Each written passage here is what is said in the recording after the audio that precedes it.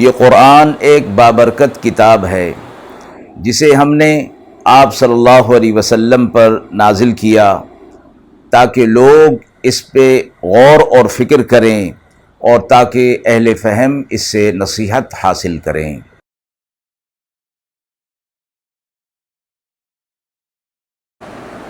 بسم اللہ الرحمن الرحیم۔ السلام علیکم ورحمۃ اللہ وبرکاتہ۔ ناظرین کرام، درس قرآن مجید کے آج کے اس پروگرام میں ہم سورۃ دخان کی آیت نمبر 43 تا آیت نمبر 59 تک کے حوالے سے موصول ہونے والے سوالات کی روشنی میں تفسیر پیش کریں گے۔ آیت 43 تا 50 میں زقوم کے درخت اور جہنمیوں کی سزا کا ذکر کس طرح کیا گیا ہے اور اس کا مقصد کیا ہے۔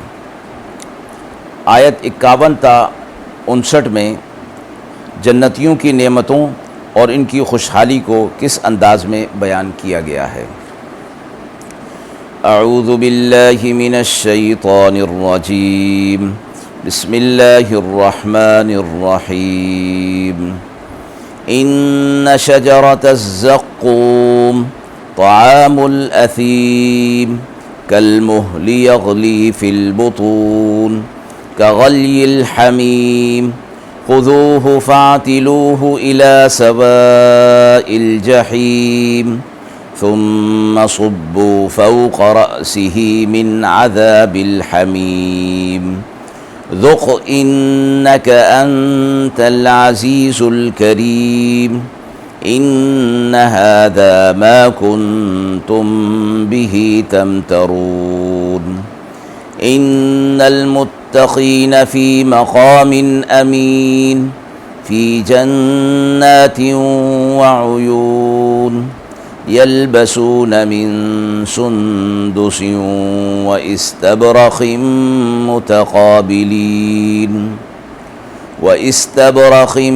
متقابلين كذلك وزوجناهم بحور عين يدعون فيها بكل فاكهة آمنين لا يذوقون فيها الموت إلا الموتة الأولى ووقاهم عذاب الجحيم فضلا من ربك ذلك هو الفوز العظيم فإنما يسرناه بلسانك لعلهم يتذكرون فارتقب إنهم مرتقبون۔ آیات مبارکہ کا ترجمہ ملاحظہ فرمائیں۔ بے شک درخت زقوم کا کھانا ہوگا گنہگار کا، جیسے پگھلا ہوا تانبا کھولتا ہے پیٹوں میں، جیسے کھولتا ہوا پانی۔ پکڑو اس کو اور دھکیل کر لے جاؤ دوزخ کے بیچوں بیچ، پھر ڈالو اس کے سر پر جلتے پانی کا عذاب۔ یہ چکھ، تو ہی بڑا عزت والا اور مکرم تھا۔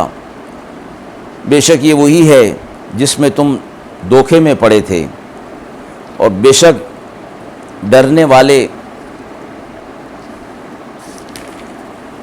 والے گھر میں ہیں چین کے ساتھ، باغوں میں اور چشموں میں، پہنتے ہیں پوشاک ریشمی پتلی اور گاڑھی، اور ایک دوسرے کے سامنے بیٹھے ہوں گے۔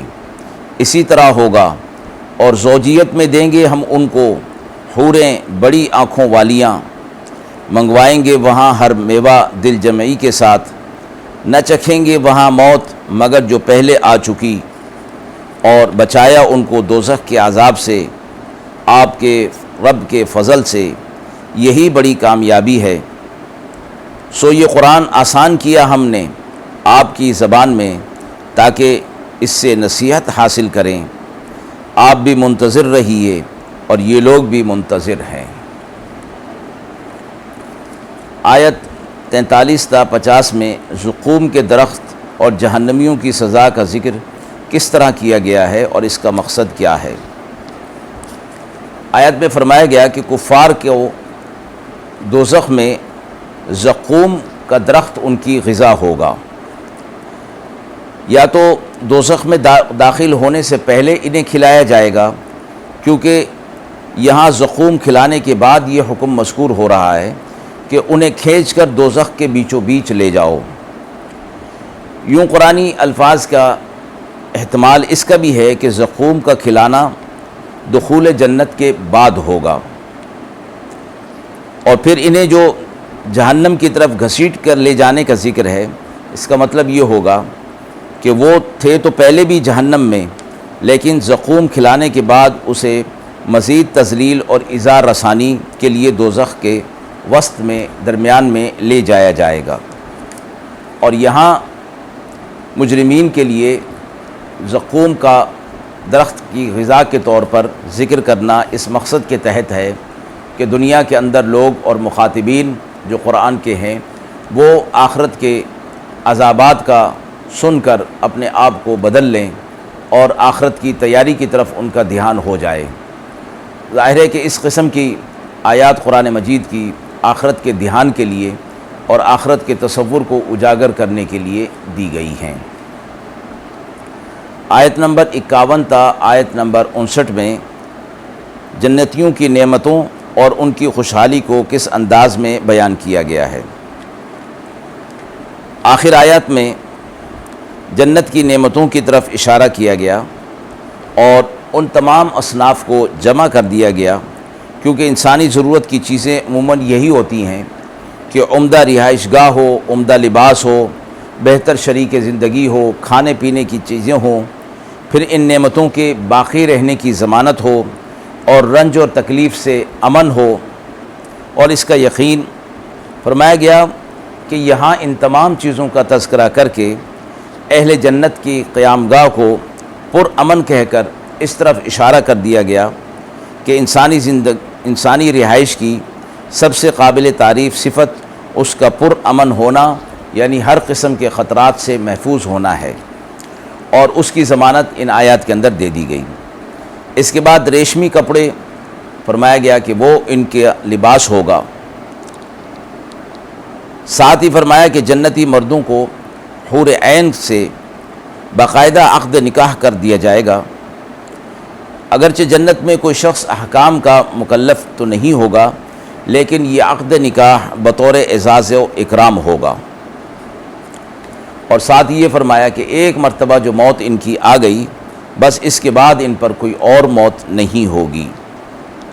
اور اہل جنت جب یہ تصور کریں گے کہ یہ نعمتیں جو ہمیں دی گئی ہیں یہ ہم سے کبھی نہیں چھنیں گی، تو ان کی مسرتوں میں اور زیادہ اضافہ ہو جائے گا۔ ناظرین کرام، ہم امید کرتے ہیں کہ موصول شدہ سوالات کی روشنی میں جو تفسیر پیش کی گئی وہ آپ کے لیے قابل اطمینان ہوگی۔